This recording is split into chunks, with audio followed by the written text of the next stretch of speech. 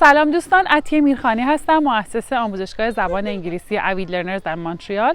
در این ویدیو قصد دارم نکات کتاب قسمت اول کتاب رو که در ویدیو اول کار کردیم رو به صورت تست باهاتون کار کنم و بقیه کتاب رو هم ادامه بدم. لطفاً با لایک و سابسکرایب کردن ویدیوهای آینده ما رو از دست ندید. ممنونم. با ما همراه باشید. رسیدیم به قسمت دوم. اول ما تستای بخش اول رو کار می‌کنیم، بعد به خوندن کتاب ادامه میدیم. این تست هایی که ما در اسلایدهای بعدی گذاشتیم از این سایت citizenshipsupport.ca برداشته شده و فری هست.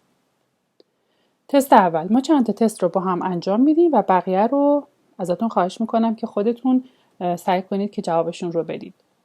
Name one source of Canadian law. United States common law, Irish common law, the military code of France, English common law. Of course, English common law. Next one, what is Magna Carta? اگه یادتون باشه گفتیم ماگنا کارتا چی هست؟ دیگه بقیه‌اش نگاه نکنید. The Great Charter of Freedoms. The Great Charter of Freedoms. That's all. بعدی, The Great Charter of Freedoms was signed in which country? England. When was Magna Carta signed? Which year? 1215. در سال 1215. What does the Great Charter of Freedom include? Freedom of conscience and religion. That's all. بقیه‌اشو نمیخواد نگاه کنید. فقط همینو حفظ کنید. What is habeas corpus? The right to challenge unlawful detention by the state. Unlawful detention by the state. همین یادتون باشه. حالا از این به بعد به ذهن خودتون بسپارید و مرور کنید. When was the Constitution of Canada amended to include the Charter of Rights and Freedoms? کدوم سال بود؟ فکر کنید جواب بدید. Who proclaimed the amended Constitution of Canada in 1982? درسته این 1982 بود. ولی خب شما ممکنه جوابو ندونید. The Prime Minister, the Senate, Queen Elizabeth II, the people of Canada. کی بود؟ What are the two principles upon which Canada is founded? The supremacy of God and freedom of speech, the supremacy of God and the rule of law, mobility right and the rule of law, the supremacy of law and the rule of God. کدومش بود؟ فکر کنید. With which words does the Canadian Charter of Rights and Freedoms begin? Canada is a free country and home of the braves. Oh, Canada, our home and native land. Whereas Canada is founded upon principles that recognize the supremacy, Canadian citizens have rights and responsibilities. کدومش بود؟ What are mobility rights? Canadians have freedom of speech. گفتیم mobility یعنی چی؟ یعنی حرکت کردن، این ور اون ور رفتن. Canadians can enter and leave the country freely, apply for a passport. Canadians can live and work anywhere they choose in Canada, enter, leave the country freely and apply for a passport. Canadians can live and work anywhere they choose in Canada and enter, leave the country freely. حالا کدومش بود؟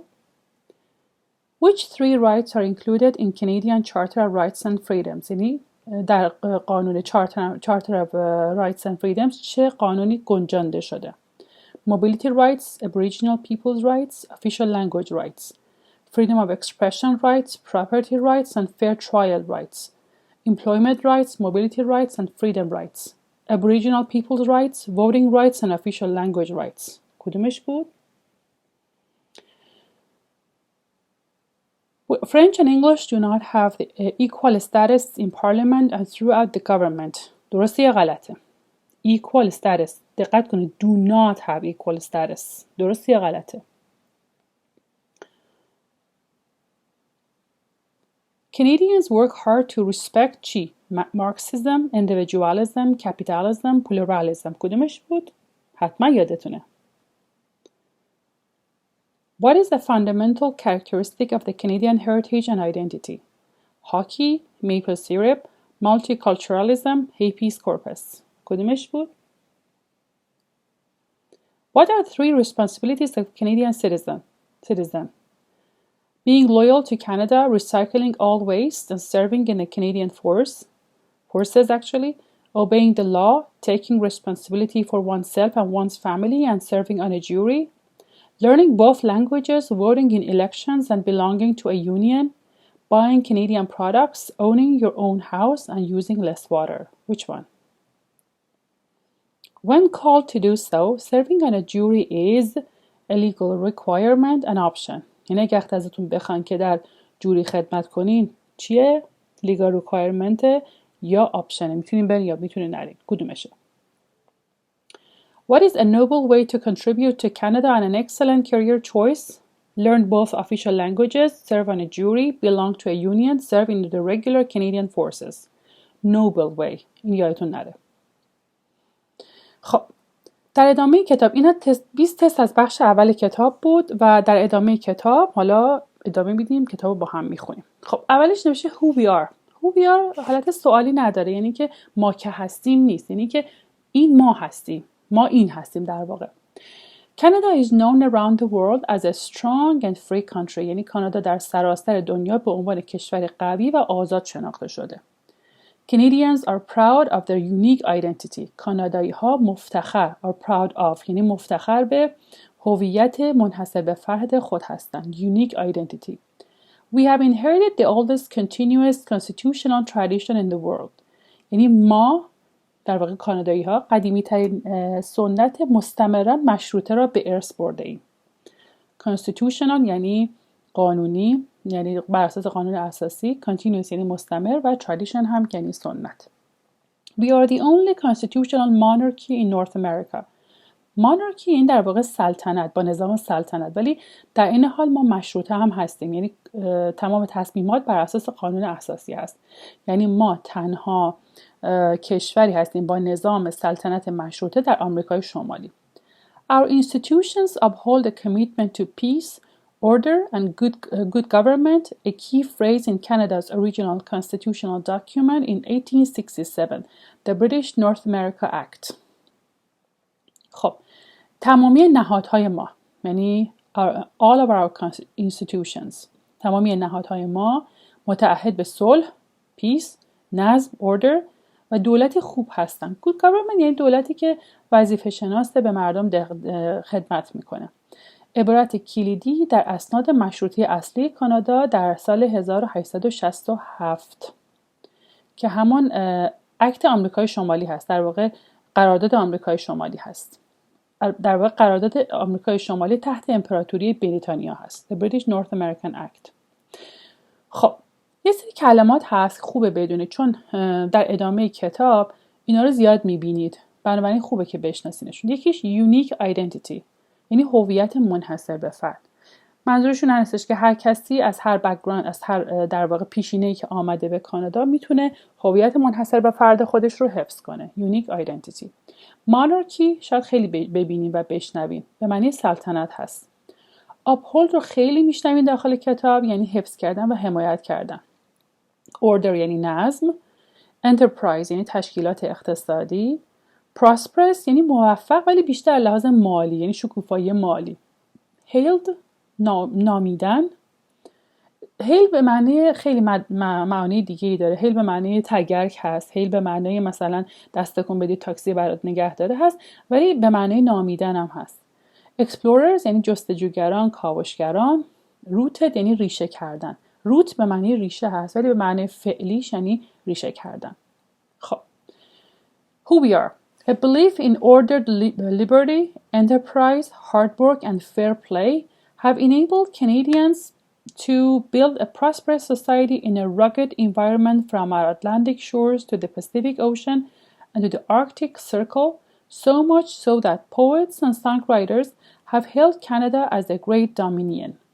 خب میگه که باور کانادایی ها به آزادی، تجارت آزاد، در واقع آزادی با نظم، ordered liberty، تجارت آزاد، enterprise، اجرای عدالت، fair play، hard work یعنی سخت کوشی، به اونها این قدرت رو داده. enable یعنی کسی رو قادر کردن، به اونها این قدرت رو داده که بتونن در جامعه ثروتمند در آب و هوای سخت و طبیعت سخت آن ایجاد بکنن. خب rugged environment یعنی آب و هوای سخت. جامعه ثروتمند میشه prosperous society. حالا کجا ایجاد کنن؟ در گستره سواحل اقیانوس اطلس تا اقیانوس آرام و مدار قطب شمالی. یعنی کجا؟ از Atlantic Shores سواحل اقیانوس آتلانتیک to the Pacific Ocean تا اقیانوس آرام و to the Arctic Circle و مدار قطب شمال، به طوری که so much so that بسیار شاعران poets, songwriters, ترانه‌سرایان کانادا رو به عنوان یک قلمرو بزرگ ستودن Great Dominion. خب To understand what it meant to be Canadian, it's important to know about our three founding peoples, Aboriginal, French and British. برای اینکه درک کنیم کانادایی بودن به چه معنا هست، باید اطلاعاتی درباره قبایل تشکیل دهنده اونها یعنی بومی ها و فرانسوی ها و انگلیسی ها، در واقع بریتانیایی ها بدونیم. اینو بدونیم که people خودش اسم جمعه و people در صورتی اسم میگیره که به معنای قبیله باشه، به معنای قبیله و قوم باشه. بنابراین هر جا peoples رو دیدین یعنی اقوام، یعنی قبایل. خب Aboriginal peoples بازم گفتیم peoples یعنی چی؟ قبایل بومیان. خب The ancestors of Aboriginal peoples are believed to have migrated from Asia many thousands of years ago. بسیاری بر این باورند که اجداد بومیان کانادا هم هزاران سال پیش از آن از آسیا به اینجا مهاجرت کردند. They were well established here long before explorers from Europe first came to North America. آنها بسیار پیشتر از کاوشگران اروپایی که برای اولین بار به آمریکای شمالی آمده اند در اینجا سکنا گزیدند. Diverse, vibrant First Nations cultures were rooted in religious beliefs about the relationship to the Creator, the natural environment and each other. فرهنگ‌های گوناگون پویایی اقوام نخستین و ارتباطشان با ریشه در ارتباطشان با خالق، محیط طبیعی و با یکدیگر دارد. خالق هم creator، natural environment، محیط طبیعی و با یکدیگر دارد. Aboriginal and treaty rights are in the Canadian Constitution. Territorial rights were first guaranteed through the Royal Proclamation of 1763 by King George III and established a basis for negotiating treaties with the newcomers, treaties that were not always fully respected. خب میخواد بگه حقوق بومیان، حالا treaty یعنی حقوقی که بین قبایل بومی و دولت کانادا برقرار است.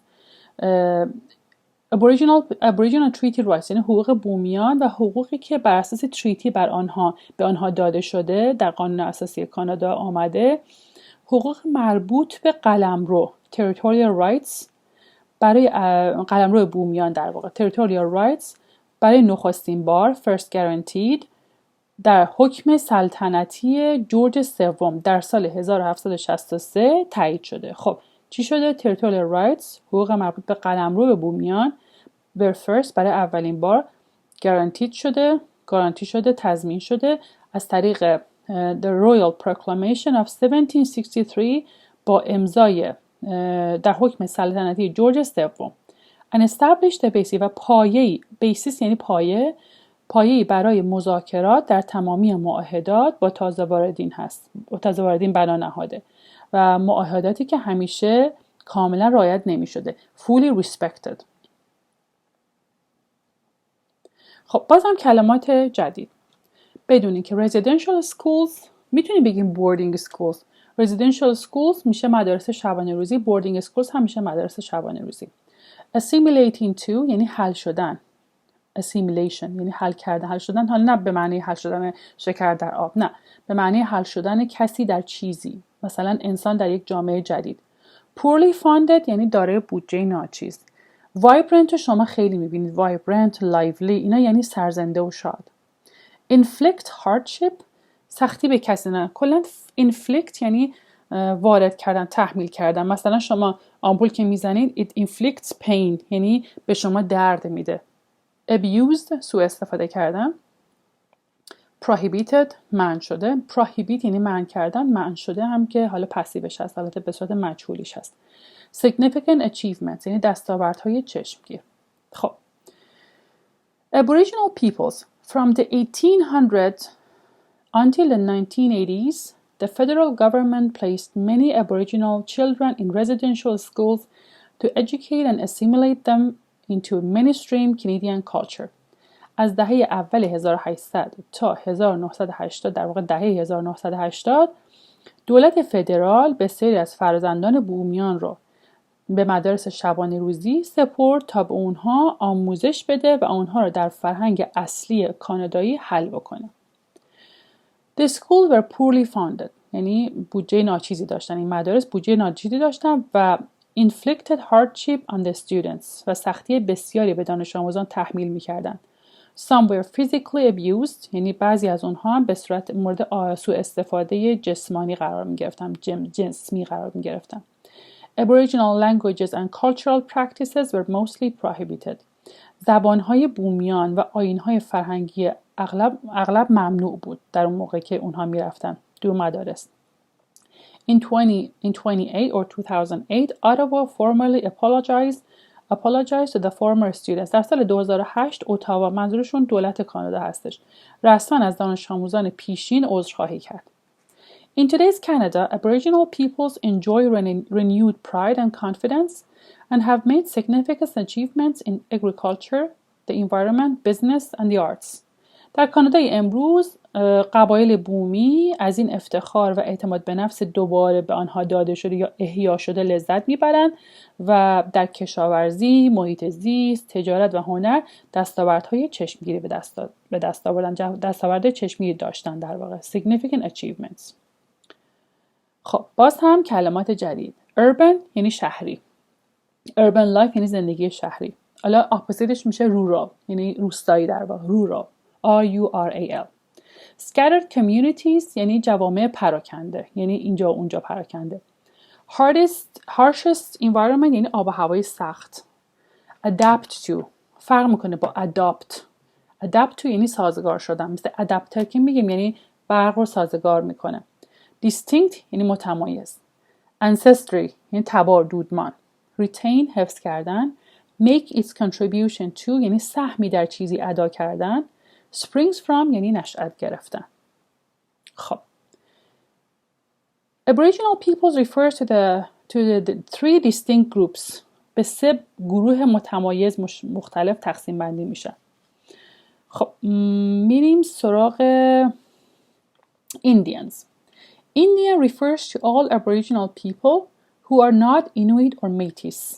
یعنی سرخپوستان به همه قبایل بومی گفته میشوند که اینویت و میتیس نیستند. In the 1970s, the term First Nations began to be used. یعنی از دهه 1970 اصطلاح اقوام نخست برای اولین بار مورد استفاده قرار گرفت.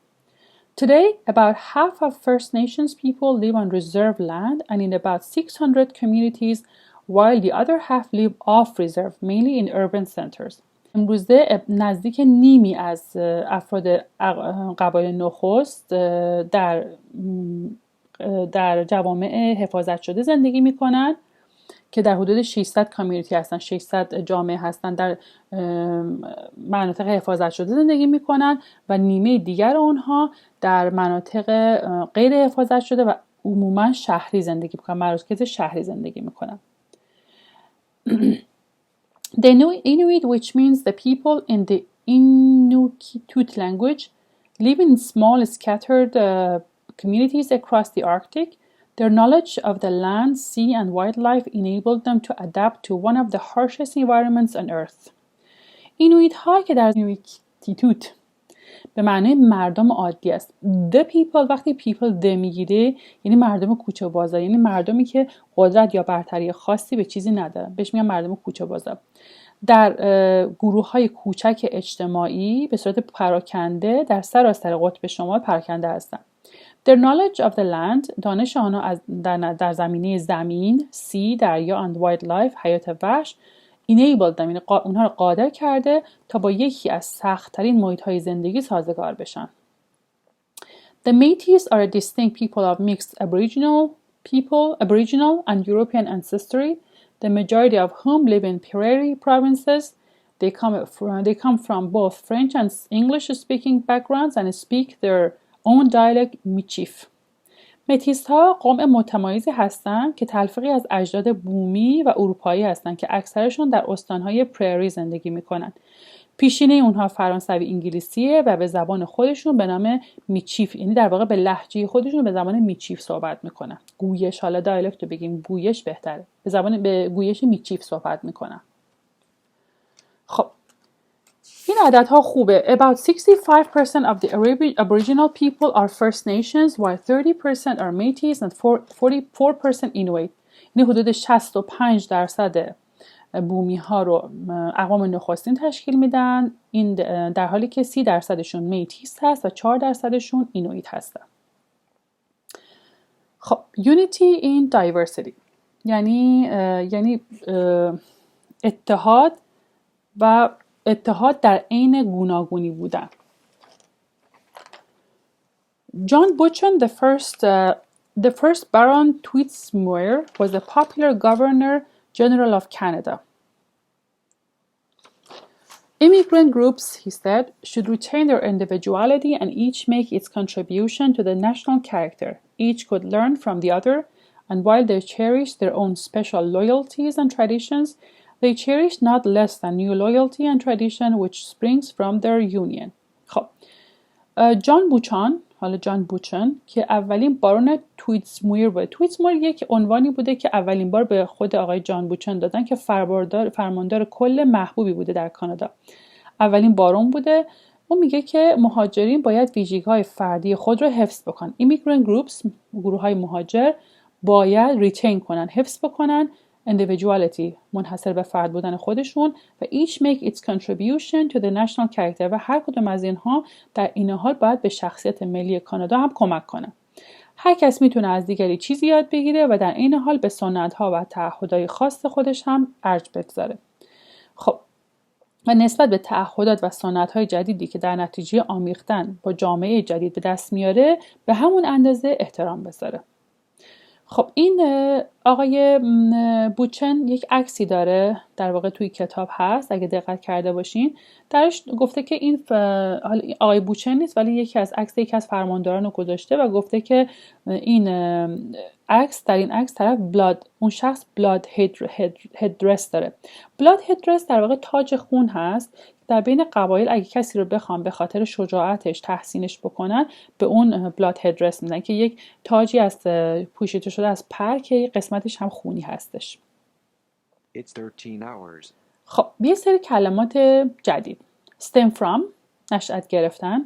bilingual، دلیل اینکه من bilingual گذاشتم به خاطر اینکه تلفظش رو من میبینم خیلی اشتباه تلفظ میکنم. bilingual، دو زبانه. descendants، زادگان، نوادگان. ordeal یعنی مکافات. upheaval، تحول. flourishing، شکوفا. vast، پهناور. vibrant and lively، دوباره گفتیم سرزنده و پویا. pioneers یعنی پیشگامان. endured hardship، تحمل سختی. laying the foundations یعنی پایه های چیزی را بنیانگذاری کردن. خب میریم سراغ زبان انگلیسی و فرانسه. انگلیسی و فرانسه.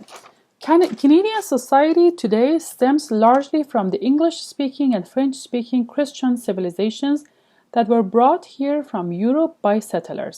یعنی ریشه جامعه امروز کانادا در تمدن‌های مسیحی انگلیسی زبان و فرانسه زبان است که ساکنان آن از اروپا با خود به این سرزمین آوردند. انگلیسی و فرانسه برای بیشتر افراد they to English and French define، یعنی انگلیسی و فرانسه تعیین میکنه the reality of day-to-day life for most people. برای بیشتر افرادی که در کانادا زندگی میکنن حقیقت زندگی روزمرهشون رو تعیین میکنه. منظورش این است که باهاش زندگی میکنن، تجارت میکنن، کار میکنن، با دیگران ارتباط برقرار میکنن. خب گفته the federal and most people and are the country's official languages، یعنی این دو زبان رسمی کشور هست. The federal government is required by law، یعنی از دولت فدرال طبق قانون خواسته شده و موظف هستش که تمامی خدمات رو provide کنه، یعنی تامین کنه، provide services throughout Canada and for English and French، به دو زبان انگلیسی و فرانسه خدمات ارائه کنه. Today, there are 18 million Anglophones, people who speak English as a first language, and 7 million Francophones, people who speak French as their first language. While the majority of Francophones live in the province of Quebec, 1 million francophones live in Ontario, New Brunswick and Manitoba, with a smaller presence in other provinces. New Brunswick is the only officially bilingual province. خب امروزه میگه 18 میلیون انگلیسی زبان، یعنی افرادی که زبان مادریشون انگلیسی هستش، زبان اصلیشون انگلیسی هستش، و 7 میلیون فرانسه زبان و افرادی که زبان اولشون فرانسه هستش در کانادا زندگی میکنن. اکثر فرانسه زبان ها در کبک زندگی میکنن. 1 میلیون فرانسه زبان در آنتاریو و نیو برانزویک و منیتوبا زندگی میکنن. نیو برانزویک تنها استان رسما دو زبانه کانادا هستش، این یادتون نره. خب The Acadians.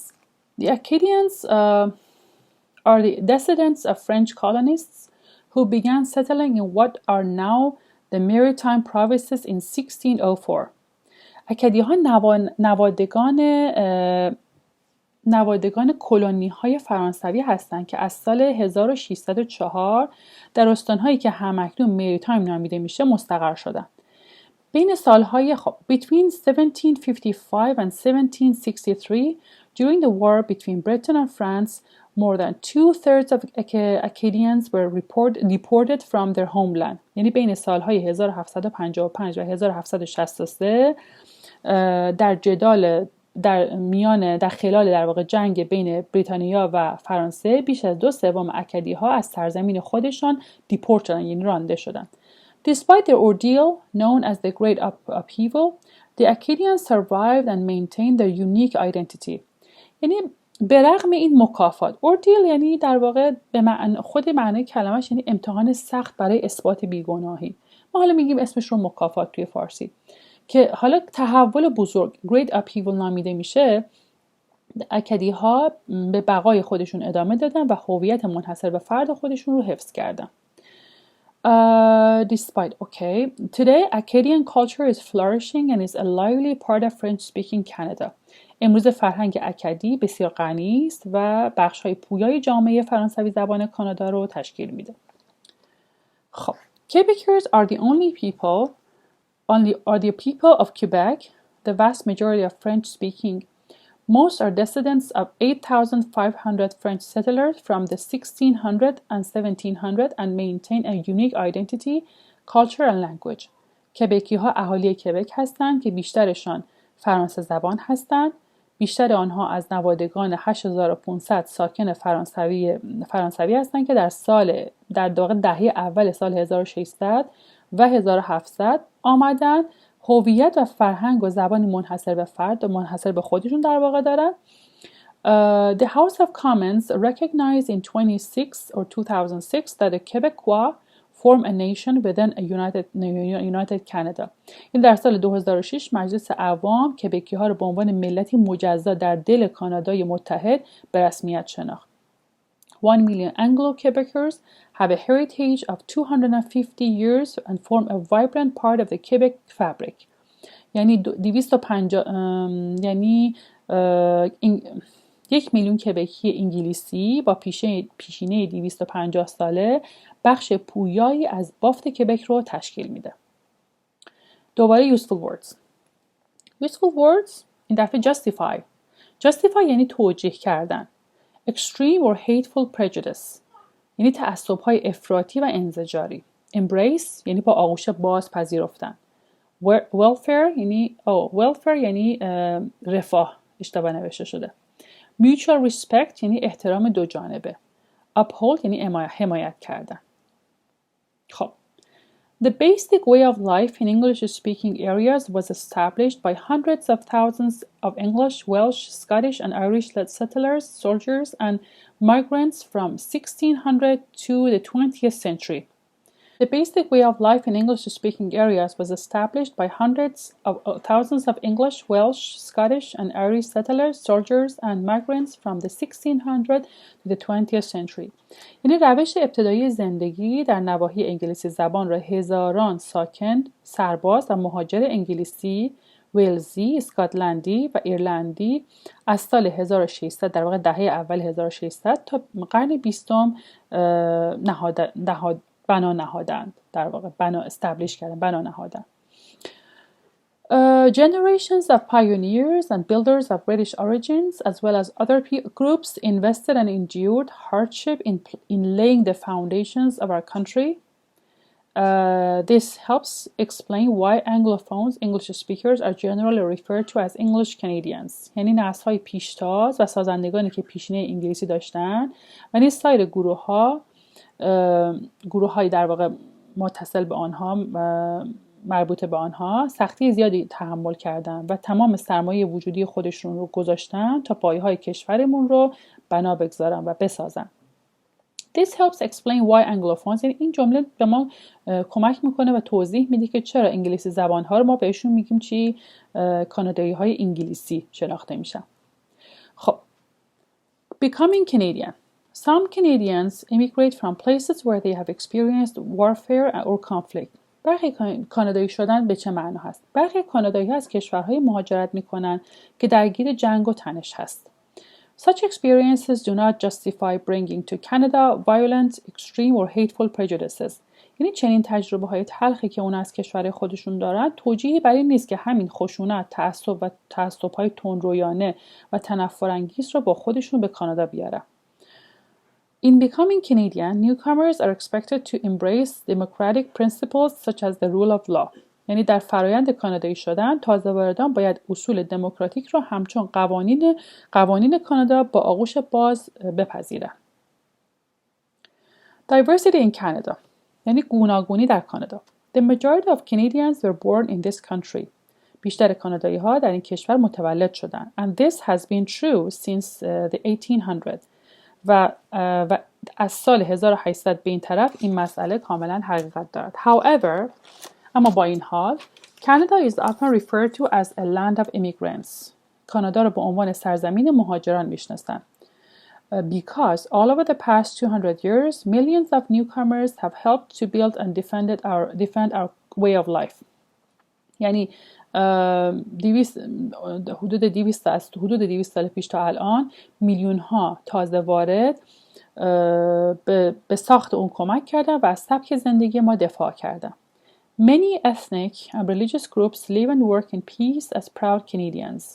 یعنی بسیار از قومیت‌ها و مذاهب مختلف در صلح و آرامش با افتخار به کانادایی بودن در کنار همدیگه زندگی و کار میکنن. The largest groups are the English, French, Scottish, Irish, German, Italian, Chinese, Aboriginal, Ukrainian, Deutsch, South Asian and Scandinavian. بزرگترین این گروه ها انگلیسی ها، فرانسوی ها، اسکاتلندی ها، ایرلندی ها، آلمانی ها، ایتالیایی ها، چینی ها، بومی ها، اوکراینی ها، هلندی ها، آسیای جنوبی ها و اهالی اسکاندیناوی هستند. Since the 1970s، یعنی از دهه 1970 most immigrants have come from Asian countries. بیشتر مهاجران از کشورهای آسیایی اومدن. Non-official languages are spoken in Canadian homes. یعنی زبانهای غیر رسمی گوناگونی در خانواده‌های در واقع کانادایی صحبت میشه. Chinese languages are the second most spoken at home. یعنی بعد از انگلیسی after English. بعد از انگلیسی زبانهای چینی در 2 شهر بزرگ کانادا بیشتر از همه صحبت میشه. In 2 of Canada's biggest cities. که این درصد in Vancouver is 13% of the population speak Chinese languages at home. In Toronto the number is 7%. در ونکوور 13% جمعیت در خانه چینی صحبت میکنه و این رقم در تورنتو 7% هست. The great majority of Canadians identify as Christians. یعنی اکثر کانادایی ها مسیحی هستند. The largest religious affiliation is Catholic, followed by various Protestant churches. در این میان بزرگترین وابستگی مذهبی کاتولیک هست که در کلیساهای گوناگون پروتستان دنبال میشه. The numbers of Muslims, Jews, Hindus, Sikhs, and members of other religion, as well as people who state no religion, are also growing. از طرف دیگه هم تعداد مسلمان ها، یهودی ها، هندوها و سیک ها و افراد سایر مذاهب و نیز افرادی که بدون دین هستند هم رو به افزایش هست. In Canada, the state has traditionally partnered with faith communities to promote social welfare, harmony and mutual respect. در کانادا دولت با گروه‌های مختلف مذهبی به صورت سنتی همکاری میکنه تا چیکار کنه؟ تا رفاه اجتماعی، هماهنگی و احترام دو جانبه رو ارتقا بده. و دیگه to provide schools and healthcare, آموزش و درمان فراهم کنه. To resettle refugees به پناهندگان اسکان بده. To uphold religious freedom از آزادی مذاهب. Religious freedom, religious expression and freedom of conscience از آزادی مذاهب، ابراز عقیده مذهبی و آزادی وجدان حمایت بکنه. دوباره کلمه uphold رو ما شنیدیم، یعنی حمایت کنید. خب این تست به پایان رسید و من از شما میخوام که شما کتاب رو دوباره مرور کنید، این ویدیو رو دوباره ببینید و برای تست ویدیو بعدی خودتون رو آماده کنید و سعی کنید که تست‌های بعدی رو خوب بزنید و انشالله موفق باشید. منتظر ویدیو بعدی ما باشید. ممنون از اینکه تماشا کردید.